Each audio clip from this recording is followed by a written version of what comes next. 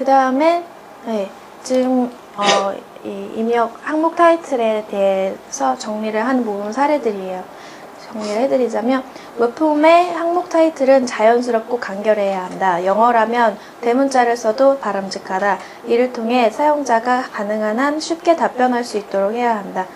아까 그 항목 타이틀 같은 경우는 처음에 앞에 좀 보시면 이렇게 첫 글자를 대문자로 사용을 해주라는 거예요. 소문자로 사용하면 조금 더 혼란스러울 수가 있다고 하거든요. 그런 부분들을 유념해 두라고 하는 거고요.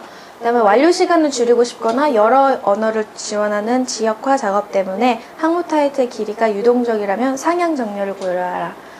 이런 상향 정렬은 아까 보시다시피 이 수직 길이가 굉장히 많이 필요하지만 이 가로 길이로는 뭐 굉장히 유동적이잖아요. 위에 이렇게 한번 보여드릴게요.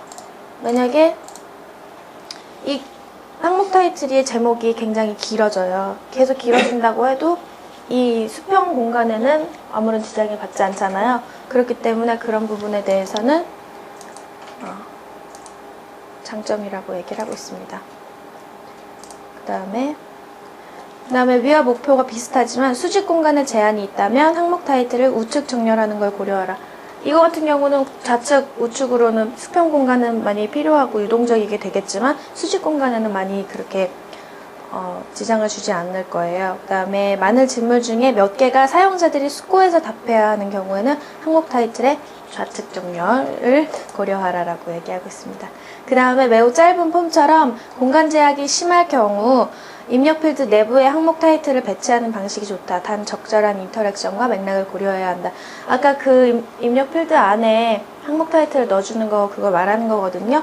근데 그 항목 타이틀이 매우 길어져서 정말 어떤 사용자들한테 어떤 간단한 설명이 필요하다던가 그럴 경우에는 그렇게 넣어서 사용하는 것도 나쁘지 않다고 얘기하고 있거든요.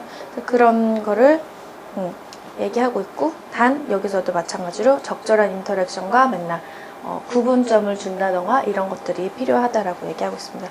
그 다음에 항목 타이틀을 입력 필드 내부에 배치할 때는 항목 타이틀과 데이터의 차이를 명확하게 하라. 아까 뭐 글씨를 회색으로 한다던가 이렇게 대시를 넣어준다던가 이런 걸 말하는 거고요. 그 다음에 한 애플리케이션에서 각 폼이 항목 타이틀을 서로 다른 방식으로 정렬하려 한다면 맥락과 일관성 사이에 균형점을 찾아라. 뭐 이런 것 아까 비슷한 이야기고요. 그다음에 하나의 폼에서 항목 타이틀을 다르게 정렬하면 사용자가 폼에 입력하는 경로를 명확하게 인식하지 못하고 혼란스러워할 것이다. 말씀드렸죠? 혼란스러워할 거니까 막 이것저것 섞어서 사용하지 말고 한 가지로 이렇게 선택을 해서 사용하라고 하니까. 그 다음에 두 번째 섹션 2의 두 번째 장 입력 필드에 대해서 말씀을 드리겠습니다. 입력 필드는 폼의 질문을 명확히 작성하고 이를 분명하게 나타냈다면 이제 사람들에게 답변할 방법을 제공해야 한다는 거예요. 아까 그 항목 타이틀이 질문을 했다면 이거는 대답하는 그 칸이라고 말씀을 드렸잖아요. 근데 어떤 질문에 어떻게 대답을 해야 되는지 사용자는 처음에 딱 봤을 때 참 모를 거예요. 만약에 이름이 무엇이냐라고 물어봤는데 칸이 이만큼 길어요. 그러면 여기에 내 영어와 한자와 한문과 이런 걸 다 써야 되는지 혼란스럽기도 하고 그렇거든요. 그래서 이거는 어떻게 해야 되는지 이제 여기서부터 나올 겁니다. 첫 번째로 입력 필드의 종류가 여러 가지 다양하잖아요. 여기에 대해서 설명을 좀 드릴게요. 이렇게 보시면 이렇게 우리가 일반적으로 보는 이런 입력 필드가 텍스트 박스라고 불려요. 그래서 이런 거 같은 경우는 텍스트 박스고 하나씩 설명을 해드릴게요. 얘는 여러 문자, 글자, 숫자, 기호를 입력할 수 있다. 텍스트 박스는 한 줄 또는 여러 줄로 구성된다. 사용하다 보면은 한 줄이든 두 줄이든 이렇게 주소 창 같은 경우는 두 줄로 되기도 하고 이렇잖아요. 그렇게 사용을 할 때 이렇게 사용을 하고요. 그 다음에 얘 이렇게 동그랗게 해서 우리가 선택을 할 수 있는 거를 라디오 버튼이라고 불러요. 그래서 얘 같은 경우 입력 필드 같은 경우는 2개 이상의 항목에서 하나만 고를 수 있는 상호 배제적인 옵션. 드롭다운 메뉴와 달리 항목이 항상 노출이 돼요. 그다음에 상호 배제적이기 때문에 반드시 기본값을 정해야 하고 선택하기 쉽게 라디오 버튼과 해당 항목 타이틀 둘 다 클릭할 수 있게 하는 것이 좋대요. 얘도 이렇게 보면은 리스트가 항상 노출이 되어 있는 거잖아요. 그렇기 때문에 너무 많은 그런 리스트가 있다면 공간이 많이 차지하게 돼서 이거는 많은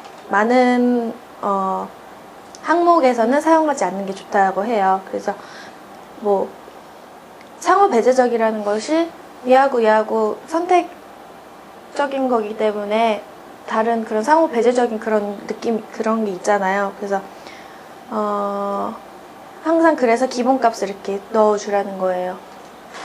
그 다음에 선택하시기 쉽게 여기에 대부분 이 라디오 버튼 보면 굉장히 작아요. 작은 거에 우리가 그 마우스로 이렇게 클릭을 해야 하기 때문에 얘만 아니라 이렇게 통틀어서 이렇게 영역을 잡아주어서 어디든지 이렇게 클릭해서 쉽게 할 수 있도록 하라고 이렇게 얘기하고 있습니다. 그 다음에 이렇게 해서 쭉 나오는 그런 버튼 있잖아요. 이거를 드롭다운 메뉴라고 해요.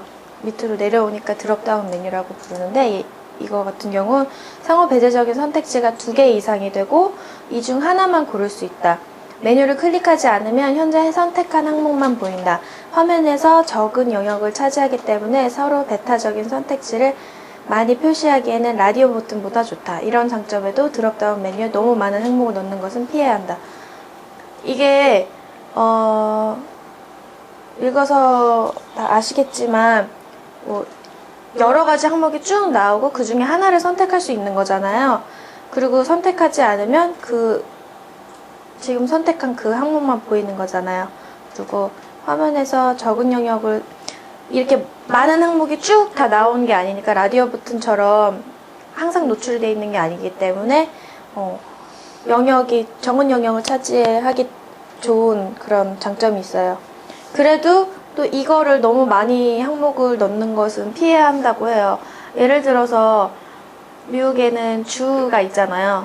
주 52개가 다 있는데 그 안에 또 도시들이 있는데 그거를 쭉 다 나열을 한다고 생각해보세요. 그거 찾는 데만 진짜 얼마나 되게 오래 걸릴 것 같아요, 시간이. 그런 식으로 너무 많은 것을 넣는 거는 또 피하라고 얘기를 하고 있어요. 그 다음에 이렇게 리스트가 안에 들어가 있는 이런 것들을 리스트 박스라고 하거든요. 그래서 얘는 라디오 버튼 묶음, 상호 배제적인 선택지 묶음에서 하나만 고름이나 체크박스 묶음, 여러 항목으로 구성된 이 목록에서 여러 개를 고를 수 있음 역할을 하죠. 어떤 거는 이렇게 클릭하면 복수 선택이 가능한 것도 있죠. 이런 것들이 가능한 거라고 얘기를 하고 있고요.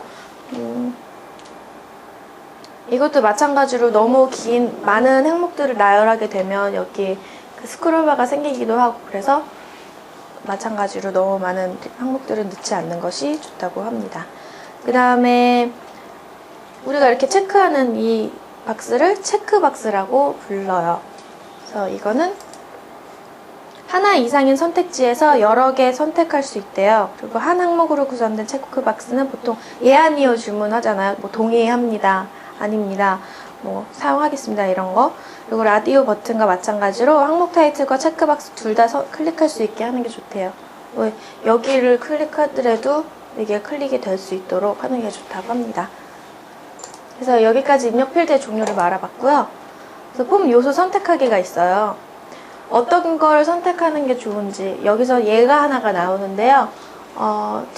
영화 티켓을 고르는 그런 부분이에요.